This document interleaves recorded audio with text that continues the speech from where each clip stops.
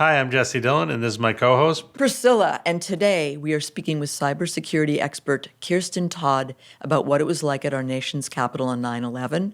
the forming of the Department of Homeland Security the next day, our unregulated, unsecured credit agencies, and the three categories of malicious hackers. But first, please subscribe to our YouTube channel to watch this and more episodes, or subscribe to Jesse's Office wherever you stream your podcasts. Feel free to leave comments and reviews. We will try to respond whenever we can. Somebody is going to respond to you.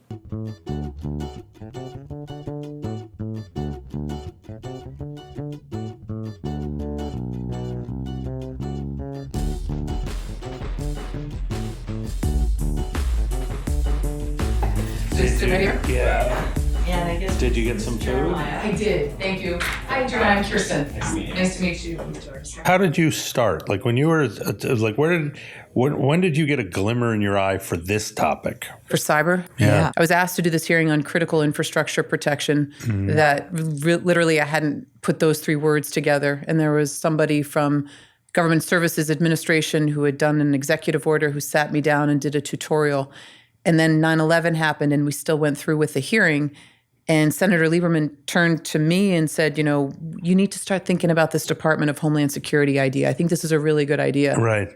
And then when President Bush came out with the counter, everyone was divvying up the topics and cyber was in my portfolio. And I resisted it at first because I was always a social policy person. Mm-hmm. You know, how do you make things better? How do you make the world better through policy and urban development? Before 9/11, what was your mind? Like, what were you thinking about? So it was always about civil service. And I mean, it was very idealistic. And how do you have an impact on the world and make the world better? But why? But what even that? Like, is it the way you grew up? Like, what was it that you want? Some people care about this, some people don't. Because, so it was interesting because when I was in high school, I thought I was going to go into science because I wanted, I'll reverse it back further.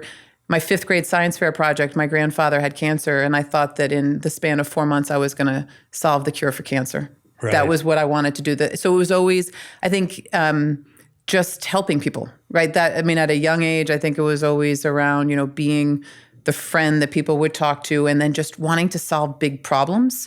And so I always thought that was going to happen in science because that was concrete, right? Science always felt very like, here's the problem and you come up with a cure, a solution. Right. And then in the summer after my freshman year in college, I cold called the governor's office in Connecticut and was like, I'm here for a month. Can I just come work in the office? Because I was thinking, oh, maybe government is more what I want to do. And the chief of staff to the governor, his assistant was on a honeymoon for 4 weeks. And he said, you can come for free and be my secretary for 4 weeks. And that summer, the Connecticut imposed its first income tax. And I fell in love with the role of government to impact change. And did that person, have they remained in your life in some way? Yeah. And absolutely. I dedicated my senior thesis to him, and he never forgot that. He's a lawyer in Connecticut, but actually I just saw him a month ago. Yeah. And he's the reason why I really kind of went into government, because there was an ethical focus to him, an integrity, and just believing in that broader mission. Oh, we need that. That was just, it struck me, and that's why I've stayed in touch with him, because I think he embodies that to an incredible degree. We know a lot about how people felt on 9/11, but how did they feel on 9/12? You know, because you were in the center of the government at that moment. And by the way, where were you on 9/11? So I was in my Senate office building. So in the Senate, everyone sits at like desks that are all connected to each other, and we all had little TVs. And you typically have the TVs to watch the Senate floor, but you also have access to all the major channels. And I had mine on the news. It was like a CNN. And I saw the report come in that the first plane had hit. And then I was on a phone call, and I got 2 calls from family members that each said to me, did you see another plane hit? I think something's going on. You should, tune into what this is, because this seems bigger than just, what it was. And what was fascinating about that at that point was that in this day and age, we have evacuations and we think through that. Nobody knew what to do. Yeah. I mean, I had this young woman who was an intern for our press secretary saying, I should stay here because what if the press calls? And I said to her, we don't know what's going on. Everyone needs to evacuate. Right. And And then it was surreal because everyone just kind of poured into the streets, and you heard the sonic boom of the plane hit the Pentagon. Yeah. Right. But you didn't know what it was. And you just saw thousands of people walking up Connecticut Avenue. At the time, I lived on Connecticut Avenue, Right. and I walked from the Capitol, and it was just surreal because people are kind of walking, not saying very much, and just sort of this slow walk, and then you couldn't get through to anybody. Right. And you're trying to reach family. I'm from Connecticut. I had a bunch of friends in New York at the time, people who worked in the trade towers, and no one could reach anybody. And that anxiousness, is it in 9/12 too? So what was interesting was Senator Lieberman called me the evening of 9/11 and said, we need to go through with this hearing, and you're going to have to change how it all is, because we had witnesses flying in from parts of the country. And on 9/12, it was this focus of we have a responsibility right now to, this is a turning point in our nation's history, not knowing what that meant, but knowing that we're about to embark on something that needs to change how we do government and how we protect and secure ourselves. And so it was this serene, in a bizarre serenity to how people were thinking, but this intensity for action.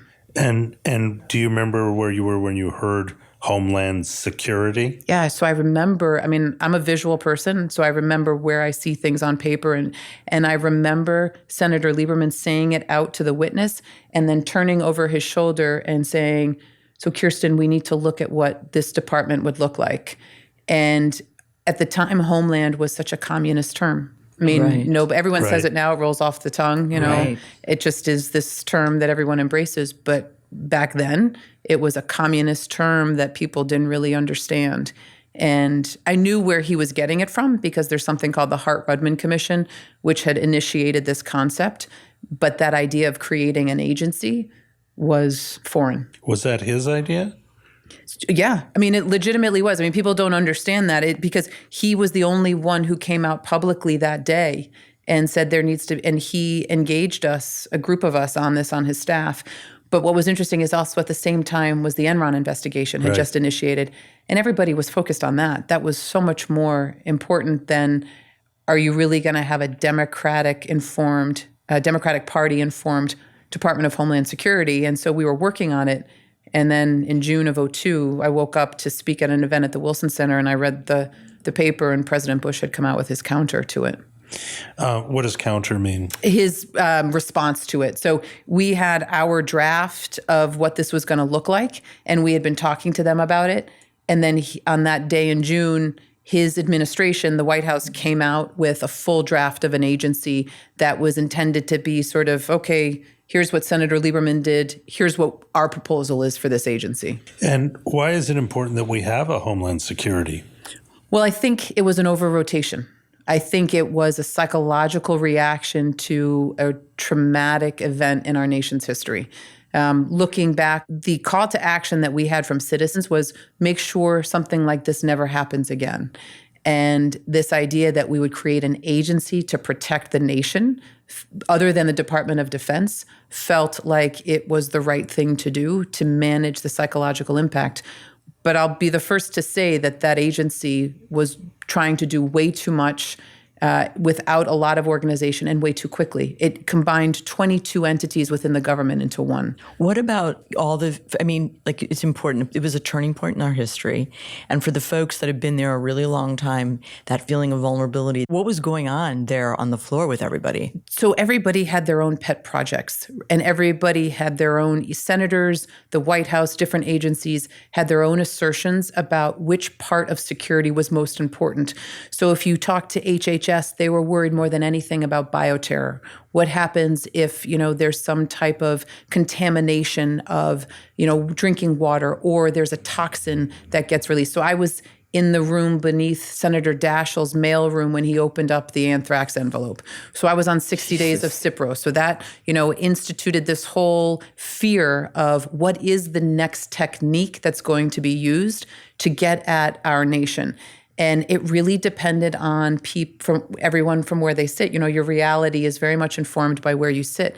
So the cyber piece was it was an R&D piece. It was very nuanced. It wasn't a big deal. People weren't really understanding it, but it was, well, this is one of the potential vectors of threat for the nation. What was that like with Senator Daschle when he opened the envelope? Were you like, what the? So we didn't know we didn't know what was going on. And then they came, I mean, it wasn't until afterward, it wasn't like somebody came downstairs and said, oh, this happened. It took a while, and you had to do your own forensic analysis to be like, oh, wait, we were all downstairs. And honestly, it was the most uncivil response to something so significant.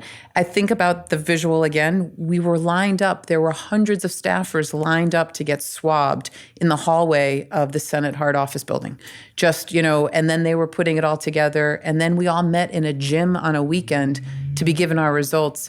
And not everyone was put on Cipro. So I don't think it was a strong medical analysis. Right. I think it was just okay, we'll just all cover our bases and everyone gets put on 60 days of this, harsh, strong antibiotic. When you're in the government like that and you come in that way, does it feel like you're under siege?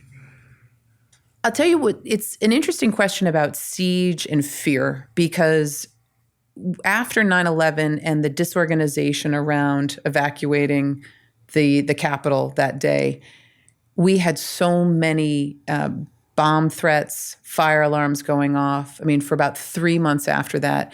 And so you get to this place where you're making this calculated risk decision around, is this fake or is this real? What am I actually afraid of? And what's going to happen? And I think it's more siege of the psychology because it was so much that was unknown. And you saw how everybody handled it differently. Some people walked around in complete fear and panic. I didn't have any children at the time, but young mothers, like I had a friend who was pregnant and who went into labor a month later after an evacuation. Not necessarily because of that, but she was just like, I just need to get out of here. I can't be putting this at risk. And so, again, it was sort of where people were sitting and what that impact of, is this going to happen again? There was a really long period of time where you just didn't know if this was going to happen again. And what was the target for the plane that went down over Pennsylvania? Was it the Capitol? Was it the White House? And, if everyone in the Capitol thought it was the Capitol, people in the White House thought you always create the worst narrative in your head. And so you're just sort of living in this risk-based risk management environment. Did you, so you get assigned cybersecurity for the government? Yes. But how long does it take before you realize that that's your calling? Because it sounds like before 9/11, you're sort of an idealist, thinking about, a set of ideas, and then all of a sudden you're in cyber. So what's the transition like? Like, what's the second that you see that you got assigned it, then how long before you love it? I think when I started to see how much it impacted so much of society. So my interest was always human issues, homelessness, housing segregation, urban development, things like that. Cybersecurity was technical, and so just as many people today sort of resist it because it's like, I'm not an engineer, I'm not a coder. But this recognition all of a sudden that it was impacting all of our life. And what I started to see, because my interest had always been physical security, what I started to see was the convergence of physical and cyber. And probably the first place where I recognized that was following the Virginia Tech shooting in 2015. That hit me really hard. I didn't know anybody. I was living in Virginia at the time, but I was, at the time, had been working enough on social policy to feel that that was something that could have been prevented. And one of the things, or at least managed differently, one of the things that was very obvious to me was that the university system had none of the resources that government had in physical security. And that was informed by a 9/11 context of the world for myself. After 9/11, the government did so much to impose physical security requirements, evacuation, resilience for physical structures. And I saw this university come under siege and under attack and have none of the resources available to it that government did. So I started putting together an approach to university security that was based in physical. Right. And then you started to see how the cyber piece to universities was a critical component to how they were functioning. So I would say that it kind of started for me on the community convergence level of physical and cyber, and understanding where that came together, and then getting to the place where it sort of was overrun by cybersecurity. For the people that don't really understand, how does it, like, what is that interactivity? Like, how does it express itself? You know, the dangers in the real world and the relationship between cyber, and draw some scenarios that are. Yeah, essentially that everything that was physical, so, the ability to manage, the best example that was used a lot in government was how a dam could open, a water dam could open or close was actually, the functionality of that was controlled by a computer system. And the recognition that all of the physical things that we do ultimately have become controlled by cyber infrastructure. And what does that mean? And so this realization that our day-to-day life has so much more dependency on what a computer system does than we've ever had it before. So in order to be physically safe or to improve an urban environment, you have to have the cyber awareness. Was the Equifax breach an important milestone to get people's attention? It should have been bigger than it was, just like Target. Everyone always talked about the cyber Pearl Harbor, the digital Pearl Harbor. Mm-hmm. What's that big event like 9/11 that's going to have the psychological impact on our nation? The challenge is with cybersecurity and cyber events, there is enough distance between the malicious activity and the personal impact that we don't feel it. Mm-hmm. So Target, you think about kind of hitting the core of America, people shopping the week after Thanksgiving, before Christmas, in one of the largest retail stores, and not being able to use their credit card. I mean, that's putting it a lot more simply. But the credit card companies, reissue credit cards, everyone was still able to shop. Equifax should have put at risk, it should have changed the whole dynamic of how we have credit ratings. The fact that 3 companies in this nation and around the world own the credit information for more than half of the population, and they're not regulated, and there's no security around them, and one of them was breached, that didn't inspire action on the part of government. Do you think, though, interference with the election? I mean, do you think that now, have we reached a critical mass, or do we still have people feeling like, maybe it's true, maybe it isn't? I mean, so that's the third example that I would say should have had more of an impact, because you're kind of looking at, so first you go to people's ability to act freely, that's shopping. Right. Then you go to people's ability to preserve their personal information, that's your credit score and your bank accounts and all of that. The third is the ability to preserve democracy. And that, again, people talk about, what the Russians did to affect our election, but what's the personal responsibility around that? And it gets transposed onto the government, and is the government doing enough? But what's your individual responsibility to make sure that your vote counts, to make sure that your vote matters? And I don't think that event trickled down enough to the individual level. I feel like cyber for me is so overwhelming. I don't understand. I'm an antiquated person that doesn't understand. You're not antiquated. I think this is the challenge. It's so abstract, right? It's a word. If you ask, 50 people what cyber means to them, you'd get 50 different definitions. The point is that our worlds are dependent on an infrastructure that is unfamiliar to us, right? It's just come into play in the last decade.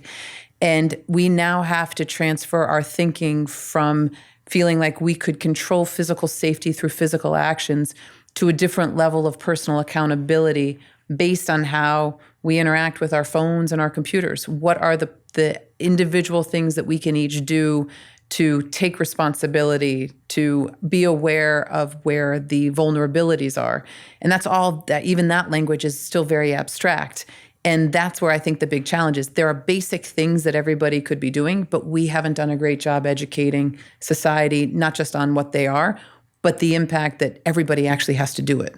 So how do we turn this around? So I think it's, it goes back to some of the basics, which is the education and the information, and starting with the 80% solution on what can you as an individual do to have more control over how you're interacting with your phones and your computers, and what are the basic levels of security that you put in place for yourself, and what that means. So when you think about cyber, right, like, to me, it's like this mass I don't really understand. Like, there's this breach. How's the breach done? Is it one lone person with a black hat somewhere, doing A that hoodie. breach. Or a white It's usually a hoodie or a white hat. Jesse, maybe our very own. But is it a lone individual, or because there are state actors? But are there like the Target breach? I don't think that China's after the Target breach, or maybe they are. Like, how do you think about it? So it's really, there are three categories of malicious actors. There are the lone individuals, and for a long time people would always talk about sophisticated attacks, and they were never really sophisticated. They were opportunistic. So Target, as a lot of people know, was a malicious actor getting into Target through the HVAC system. So you look for the weakest link. Right. There's a story that was reported in one of the major papers a couple years ago about an oil company in Texas that was firewalled, meaning secured 6 ways to Sunday, had all the right technologies. And it got breached because the malicious actor was trolling the network and saw that in the evenings, one of the engineers would log on to the Chinese restaurant menu down the road, download the menu, look at it, and then make an online order. And so if I'm a malicious actor, I'm not going to try to get through the oil company's firewall. I'm just going to put my malware on the Chinese menu because I know it. So it's opportunistic. Right. The second one are insider threat, and that is both on purpose and deliberate and accidental. Right. It's the person that clicks on the phishing email by accident, or it's the disgruntled employee that has access to the network and wants to wreak havoc for whatever reason. And then the third is nation-state activity. And nation-state activity is sophisticated activity. What the Russians did by using social media, that was sophisticated. They used a tool that was born and bred in the United States, and they recognized the power of that tool to influence behaviors, approaches, and attitudes. So those three areas are really how we are breached. And I think, you're seeing more activity from a nation-state side. Wait, more than we even know about? You're seeing much more activity. Yeah. So what we know from the Russians, Iranians, North Koreans, that activity is increasing. And there is absolutely more activity, more efforts and attempts at infiltrating, at creating, inspiring breaches, working with other entities to have those breaches than we've ever seen before. But for just an individual, like what is that about? And I think that's the scariest thing, is that it's very difficult to profile. So when I'll make the analogy to gun violence in the U.S., there is when we can profile why somebody did something and we have a reason, there is a certain sense of methodology that we feel familiarity and almost a comfort in. Well, we understand this person was mentally ill. We see that this person was disgruntled. When you have somebody like the Vegas shooter who, from the window, and we still don't know anything about that, that's what's very scary.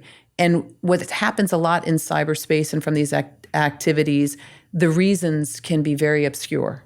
And a lot of times it is just for fun, just to be able to do it, to show that, if you tout a certain level of security, there was a well-known hacker who, anytime a company would come out and say we're so secure, would go after that company. Right. Because it's the game, and you don't have all of the blocks of entry to having to physically go out. It's not like you have to go rob a bank. You can do it from your home. You can do it from a very easy, comfortable setting. And that's also, I think, what makes it so frightening. If you breach a group like Target and you get 30 million credit cards, you can't just run them all.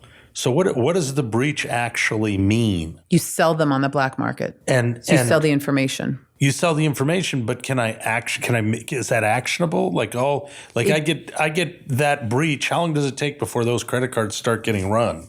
So what you can do is you can sell the personally identifiable information, so you can steal identities. So you can create other credit cards off of those stolen identities. Right. So it's what. And did we see that kind of thing? Yes. Yeah, we saw, and that's how a lot of companies will find out that they're breached. Certainly, historically, the breaches are happening at a faster pace. But what would happen is you have security companies that go onto the black market and can see troves of data that specifically correlate to a company, and then they can go to that company and say, hey, we're seeing your customer database on the black market. Right. And that's one way of forensically going back to identify when there have been breaches. And when you say the black market, what is the black market? And exactly. How does one and what get is to the it? other what is it called?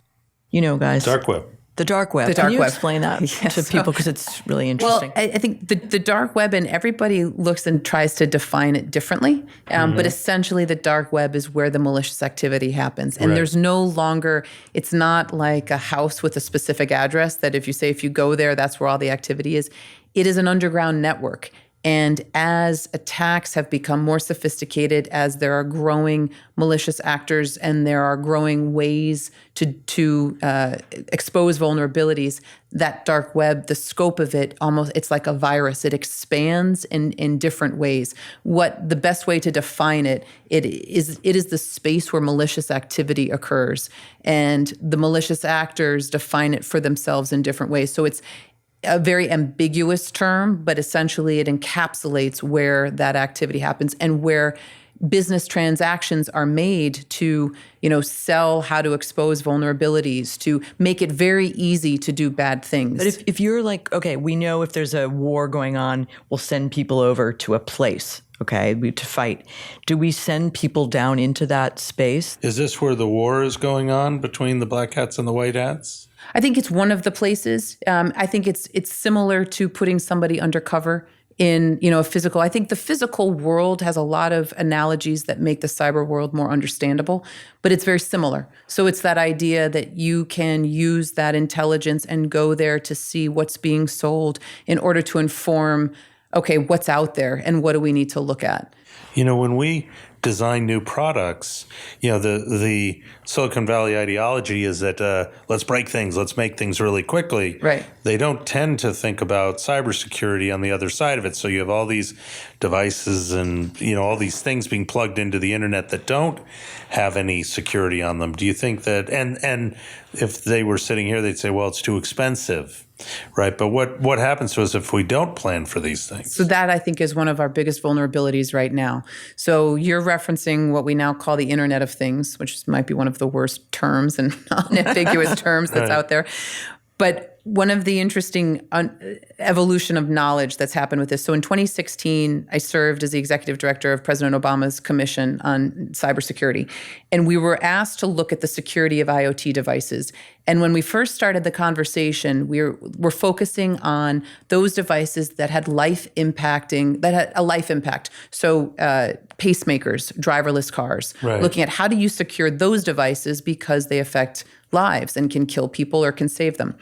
And then in the fall of that year, there was something called the Dine Mirai attack, which was an infiltration into an IoT device that was a video camera that was accessed on a computer. Had nothing to do with a pacemaker, had nothing to do with life. But what you recognized and what the culture and society recognized is by accessing that video camera, you could actually ultimately access infrastructure.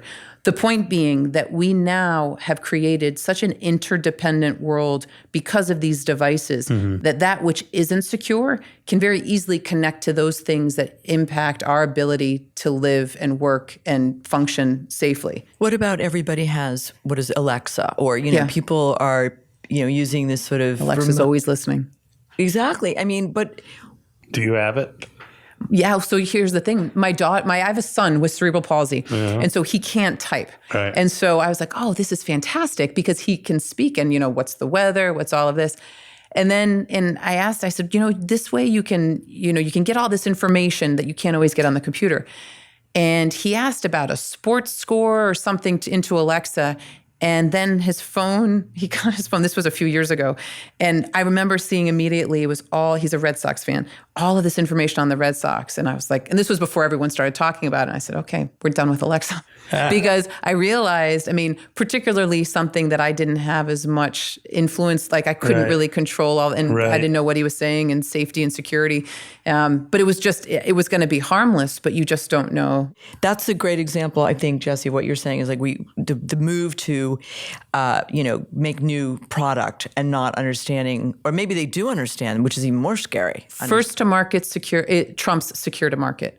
And the challenge is that there are other nations in this world that are so fast first to market that what we hear from our companies in the United States is, how do we compete with that if there aren't global regulations on security? So, and the regulations, are they really about security? Or are they really about money? You see legislation on Capitol Hill right now that's trying to get at how to bake security into the development of IoT devices and just technology in general. And it's struggling. It's diluted. It doesn't really get at the big issues. And we have to figure out how to incentivize companies to bake security into it. And part of where that comes from is this goes back to the individual. So when the Marriott breach happened last year, always what happens after breaches, people always say, well, what do I need to do now? How do I protect my data? That's the wrong question at the wrong time. What we need to be doing as citizens is asking the question ahead of time when we're choosing hotel chains, when we're looking to buy a car, what is the security that this device has, that this car has, that this service has? If we as individuals start seeing security as a differentiator in how we consume, then companies will be incentivized to make security part of their product. But as long as we don't do that, they're not going to do it. When you think about North Korea and Iran and Russia and China, which I think are the major actors in the space, are they all going after exactly the same thing? Do you think of them as different places, different ideas, different ideologies that focus their efforts? What we see a lot with China is the theft of intellectual property. The easiest way to describe that is we see it with cars. So there's a UK car manufacturer that has held off even leading its design for a new car because 2 years ago they had a new design that got breached. And what they saw in China was their company, it's Land Rover, they had Land Rover dealers, and right next door to the Land Rover dealer was the Chinese version of it at 20% less. Right. And so that's just the simplest way to look at that. In Russia, you're seeing information warfare. Right. So it's a very different type of approach using the same tools. In Iran, you're looking at critical infrastructure and national security. So I do think what we have been able to validate is that each country is going after different elements to try to have global dominance. And what is the tone of North Korea? It's security in its purest and most severe sense. Because it's both it's true physical security. And you see them trying to threaten that with the tests of the weapons. It is a very sort of historical, primal threat of physical security that they're going after. Is there any country that you look at that's actually, ahead? Like, who's doing well in terms of protections? Are these the same players? Are they able to really, kind of build the firewalls? Or what are best practices here? Well, you start to see, I think one of the key things to remember in this space is, unlike physical security, there are no boundaries, there are no geographic boundaries to cybersecurity. So we have to get out of the mentality of what a nation needs to do and think much more about a globally minded approach and global harmonization.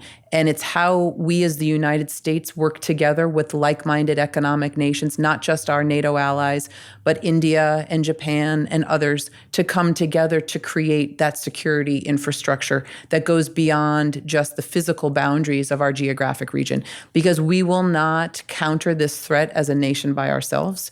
We will only be able to respond to it and create the secure infrastructure if we bring the world along with us. And I think that's one of the key pieces in the evolution of mentality that has to happen.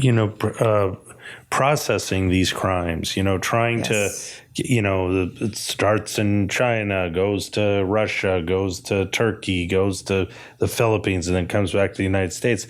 We don't even have it strikes me, we don't have the police force that can, whose job is that? It seems like a government problem. And that's where collaboration among the nations is most important. So I've worked very closely with a large payment company. And what they're looking to do is partner with other nations to say, how do we prosecute a crime in this space? That's been one of our hardest, I think one of the biggest challenges to overcome has been punishment, penalties, and consequences for cyber activity. And it's not just about attribution, but it's about demonstrating that when something has happened, not just our nation, but nations come together to enact consequences for that. And we, as a world, we have not done a great job with that. When you think about infrastructure, the future of infrastructure. How do you think about that? Because it's sort of, this thing touches everything. It touches the hospital. It touches the baseball game. It touches where we work. It touches so many different kinds of things. It touches our cars. Like, how do you think about infrastructure? So I think the definition of infrastructure has to evolve with where we are, and it hasn't. We tend as a nation and just as a society to use our rearview mirror to replicate how to move forward. And history absolutely has to inform the future, but it can't be imitated in the future. And specifically what I mean by that is I think our infrastructure right now is dominated by technology platforms. I believe very strongly that Facebook, Google, YouTube, Twitter, these companies, these platforms are critical infrastructure. And we have to recognize that this is not just about then imposing regulation on them, but the only way we're going to create the security that we need is by those companies coming together as a consortium, as a sector, and working with government to come up with the right approach that both manages the security while inspiring innovation. The challenge and the pushback has always been government regulation suffocates innovation. And it has, there's no question. So then you've got to come up with a solution that isn't just about what we've done in the past, but actually is a new solution, which is this integration of government and industry truly working together to define what that oversight, what that regulation looks like, while allowing those companies to continue to innovate in a responsible way. How do we get to the kind of the talent, if you will? I know, okay, I'm going to reference a terrible show. What was it called? The Rami Malek show? Mr. Robot? Mr. Robot. Is it possible to take some of those lone actors and bring them in? And how do you go get the talent? Because you still need to go down underground to get the work done. What's that whole process like? So there's an approach called bug bounties, which Microsoft has used, the Department of Defense has used. And what that is those companies pay hackers to come in and try to hack their system. So to your point, Jesse, it's, how do we break it? And what that program has done, it's controversial and people have different, beliefs on whether it's been effective. But I think for the most part, people feel like it's been reasonably effective. But they look for the hackers in the dark space as well as the white space. That's one way that you're bringing the minds into how to be part of the solution and not the problem. I think it's creating those incentives for the business that's being created. People are incentivized by money. People are incentivized by solutions, by contributing to something bigger. We have to be able to look at that more globally and broadly in order to attract that base.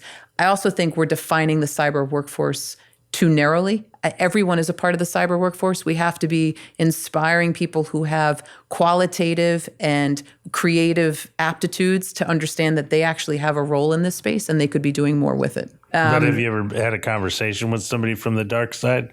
She has. She's not going to tell us that. Not knowing that. I could tell you, and then, Okay. not knowingly, but I've had some pretty strong Are there things that keep you up at night? I mean, like, not to scare us, but to scare us a little. I mean, the places where you don't think that something could happen and it does. Like, what worries you? I think the lack of responsibility and accountability on individuals right now, and the lack of awareness around how pervasive the threat is. There is a major critical infrastructure system in this country that in one part of the country, when you use it, has an access point, an egress point that allows one person to leave at a time. In other words, if this infrastructure were compromised in any way, it would be pretty deadly. And those types of threats in sort of the cyber world exist all over, but it's not intended to make everybody afraid. It's more this call to action around you need to take responsibility. And so the deferral of responsibility to an IT person or to something is where I think the greatest danger lies. So, but I mean, okay, so I am fairly transparent about, my team has all my passwords and just, I don't know if I'd be bragging about that. Right. Okay, I just changed my passwords. Okay, it's not true. We're going to cut this out there. We're not, okay, but the point is, how does an individual take responsibility. So it's one thing to say it. What does that actually mean? Like, how do we manage our own security? So I think one of the pieces I have pushed back on the term privacy, particularly in the United States, because I actually don't think U.S. citizens want privacy. They want control of their data, right? If you wanted privacy, you wouldn't be on Instagram, you wouldn't be on Facebook, you wouldn't be, showing pictures of family, children, whatever. But you want control of your data. Right. And so there are things everybody can do to keep control of their data, but we choose not to do it. Security is inconvenient. There's no question. And so we are constantly making trade-offs around what we want for convenience and what we want for security. And we just have to go into those decisions with eyes wide open, knowing where the risks are. And that's where the responsibility on the individual comes to inform yourself on what this environment looks like. I'm thinking through, because the question that you asked again around what sort of keeps everyone up at night in this space, and it is, I can give you the gamut of what the possibilities are. But honestly, and this may be a little bit too esoteric, but it's ignorance in this world that we're going into, and this sense that, somehow someone else is going to solve it, because we're actually now, every individual is going to be connected to infrastructure. And so when we look at how we operate, how we survive, there's a responsibility that we have to, as a nation, do a better job educating, and as individuals of informing ourselves. From the day that sort of September 11th, September 12th, are you the same young woman that was there and had sort of an idealistic, eyes open in what we can do, what government can do? Or have you we've moved right past that? It's a great question. And I'll start by sort of making the physical analogy again. So one of the things that I did when I was working for Senator Lieberman is I was his representative on the National Capital Planning Commission, which was a commission in Washington, D.C. that essentially sets up all the infrastructure development. So it, decided whether there was going to be a World War II memorial. And after 9/11, we were making all these decisions around how do we make the physical infrastructure of DC more secure. So we voted on bollards in front of the White House, closing down Pennsylvania Avenue. So these things that we look at, and they, initially were ominous signs of change, but that to me is part of society growing. And with those threats, we have to accommodate, but we also have these advantages that occur. We now, have phones, and we now have all this interconnection. I still have idealism. I still believe in civil service. I still believe in government. I still believe in the ability for society to make change. As we bring these technologies into our world, I think the empowerment of the individual becomes even more important. So as society has been impacted, what has also changed with that is the power of every individual to actually affect change. And that, to me, is positive as long as we take that on with the responsibility and the social mindedness to create positive impact and not use it for harm. Great. Okay. Thank you very much. Thank you. Keep doing what you're doing. Yeah. Thank you both so much. Yeah. Really Great. awesome. Okay. Thank you. Thanks for watching or listening. Don't forget to subscribe or click here for the next episode. Here.